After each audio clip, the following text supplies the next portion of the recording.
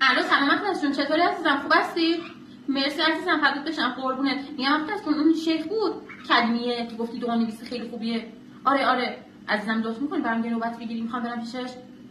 باشه عزیزم، خیلی لطف میکنی، قربونت. پدرداری خدا بزن. از طرف اقدس خانم اومدم. خوش آمدید، بفرمایید. خسته نباشین، خدا قوت. سلامت باشید خواهرم، بفرمایید. از طرف اقدس خانم اومدم، به من گفتن که کارتون خیلی عالیه. مشکلتان چیست؟ مشکلم خیلی بزرگه. من دارم موندم دیگه چیکار کنم. توی شوهری دارم، همش هر روز با من دعوا. سر شکمش بیشتر، سر غذا، همش با من دعوا میکنه، قابلمه‌مو میندازه بیرون. یعنی میشه کاری کنیم درست بشه؟ لحظه‌ای از اتاق بنده دور شده و شما را صدا میزنم. باشه مرسی. من اجنبی گرفتار، دام من دور شو. اجنبی جنس دور شو.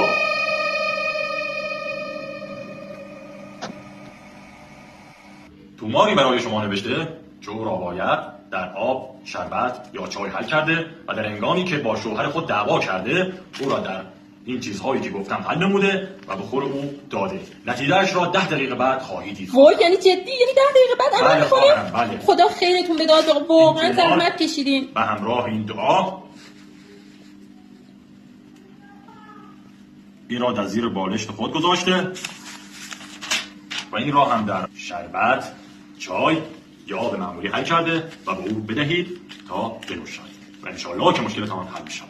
خدا خیرتون بده، عزتون با خود. خوش آمدید. خوش آمدید. الان کارت میدم خدمتتون.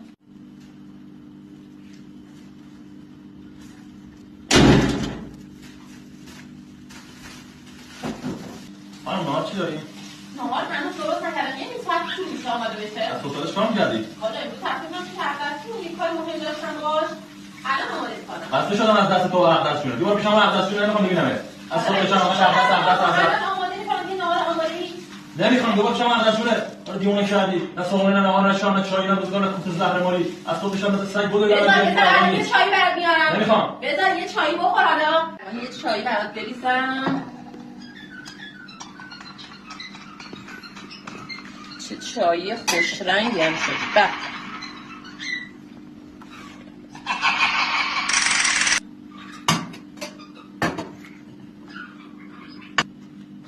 مثلا چای رو بخور.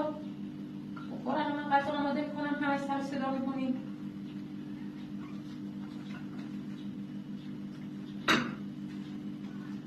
چایی چطوره؟ خدا نوش جونت. بخور یکی دیگه هم برات بریزم عزیزم.